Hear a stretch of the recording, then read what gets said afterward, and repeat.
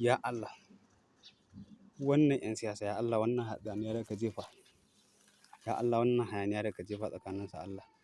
Allah ka jefa dubin irinta. Allah ka lillinka wannan hayaniya. Allah ka ƙara tarwatsa su. Allah wannan 'yan ta'addan ka kawo mana ƙaryansu don alfarman Annabi Muhammadu sallallahu alaihi wasallam. Ya Allah wannan hayaniya da kake jefa, Allah ka jefa wadda ta lillinka wannan a ƙarfi. Ya Allah ka sani zaluntar mu suke ya Allah. Ya Allah ka sani kashe mu suke ya Allah. Ya Allah ka san abin da suke mana, Allah ka fi mu sani. Allah ka kawo mana ƙarshen su don Annabi Muhammadu sallallahu alaihi wasallam. Allah ka ba mu zaman lafiya. Allah ka hana su zaman lafiya. Allah ka tada masa hankali. Allah ka ƙara gigita su. Alfarman manzon Allah sallallahu alaihi wasallam. Allah ka kai su tsakiyar masifa ka ajiye su. Ya Allah. Allah ka sani cutar mu suke yi. Allah ka mana maganin mu. Allah mu miƙo muku kanmu gare ka.